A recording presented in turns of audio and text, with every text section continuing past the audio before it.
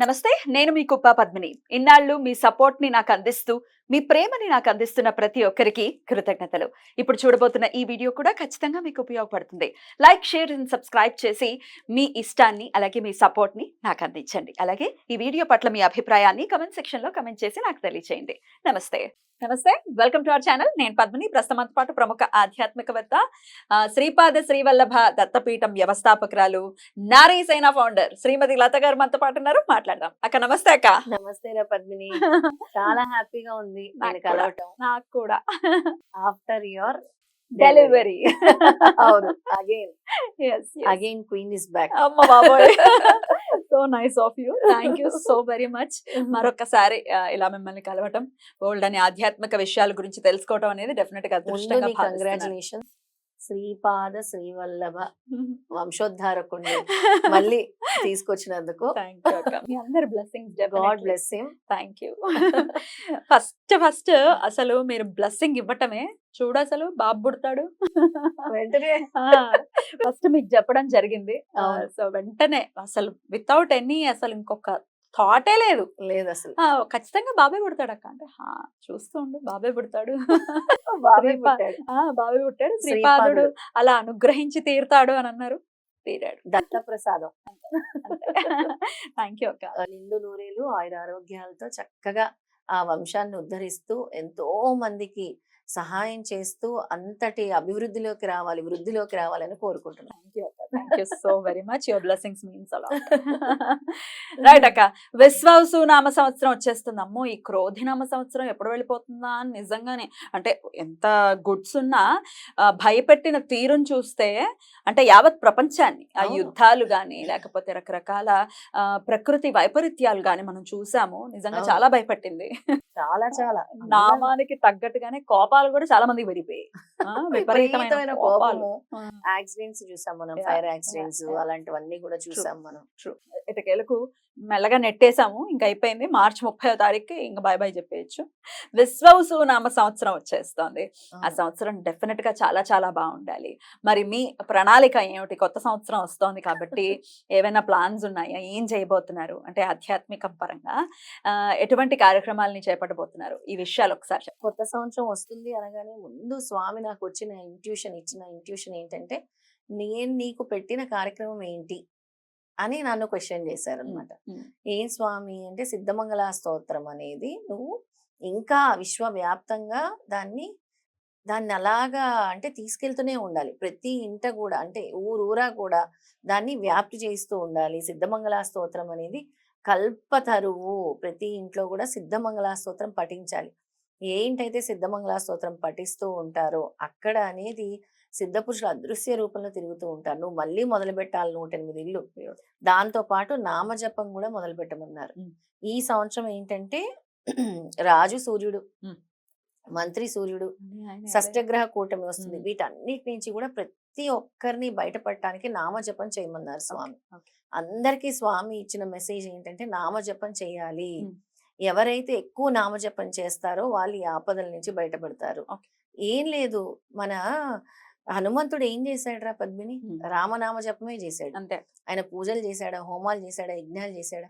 నామ జపంతోనే అంతటి అష్టసిద్ధుల్ని పొందాడు. అలాంటి నామజపం ప్రతి ఒక్కరూ చేసేలాగా వ్యాప్తి చెయ్యి. నామజపం చేయించు, ఇంటింటికి వెళ్ళి నామాన్ని పలికించు, ఇంటింటికి వెళ్ళి సిద్ధమంగళ స్తోత్రాలు చెయ్యి, మళ్ళీ 108 ఇల్లు చెయ్యి. ఈసారి వెళ్ళని ఊర్లు వెళ్ళు. నెల్లూరు వెళ్ళలేదు, అటు వెళ్ళు, తెలంగాణ ప్రాంతాలు వెళ్ళు, రాయలసీమ ప్రాంతాలు వెళ్ళు అని చెప్పారు.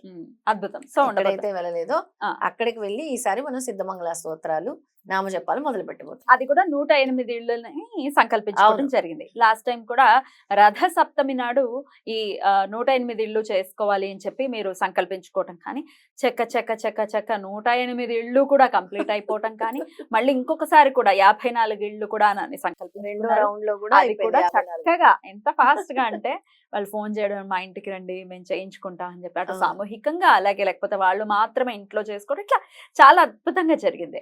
మరొక మారు విశ్వవసు నామ సంవత్సరంలో 108 ఇళ్లకి కూడా స్వామి పాదుక రూపంలో రావటం అనేది జరుగుతుంది. పాదుక రూపంలో తీసుకెళ్తాము. స్వామి దత్తాత్రేయ స్వామి వాళ్ళ ఇంటికి వెళ్ళాలంటే ఎన్నో జన్మల అదృష్టం ఉండాలి. దత్తా అనే నామం పలకాలంటే పద్మిని మన కర్మలు ఎప్పుడైతే తీవ్రతరం అవుతాయో అప్పటి వరకు దత్తాత్రేయ స్వామి పరిచయం అవ్వరు. అత్యంత భక్తి శ్రద్ధలతో పరితపించి దత్తా దత్తా దత్తా అనుకుంటే పరిచయం అవుతారు. లేదా నేను ఇంకా నాకెందుకు ఈ జన్మ, నేను భరించలేకున్నాను ఈ కష్టాలు అన్నప్పుడు దత్తాత్రేయ స్వామి పరిచయం అవుతారు. ఇది బాగా అందరూ గుర్తుపెట్టుకోవాలి. దత్తాత్రేయ స్వామి మాట అంటే నామం దత్త అని నోటి వెంట పలకాలంటే ఎన్నో జన్మల అదృష్టం ఉండాలి.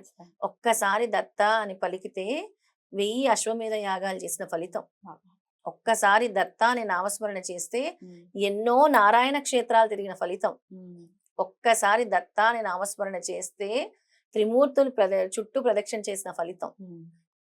అలాంటి ఫలితము దత్త నామజపానికి ఉంది. అందుకే పద్మిని మనం ఇళ్ళకెళ్ళి చేసేది ఒకటి, ఈ ఉగాది నుంచి దత్త నామజపం ప్రతి ఒక్కరు కూడా చేస్తూ ఈ సంవత్సరం బాగుండాలి, ఈ సృష్టికి తమ యొక్క శక్తి అంటే అలాగే ఈ దైవిక శక్తి ప్రతి ఇంట్లోని రావాలి, అన్ని ఉపద్రవాల నుంచి బయటపడాలని అందరూ కూడా మన దత్త భక్తులు దత్త నామజపం చేసి వాళ్ళ కౌంట్ మన కమెంట్స్ రూపంలో పెడితే, ఇదివరకు మనం 1,000,000 నామజపం ఎలా చేసాం సేమ్ సంకల్పం అంటే మనం ఇంటికి వెళ్ళి చేసేది వేరు. ఈ దత్తనామ జపం వాళ్ళు జపమాలతో చేసుకొని 1 గంటకు 5,000 సార్లు చేయొచ్చు. దత్తనామ జపము మళ్ళీ 1,000,000 సార్లు దత్త జయంతి వరకు టైం ఇద్దాం. Right, okay. దాని గురించి ఇంకొకసారి ఈ వీడియో గురించి ఇంకొకసారి మనం మాట్లాడుకుందాం.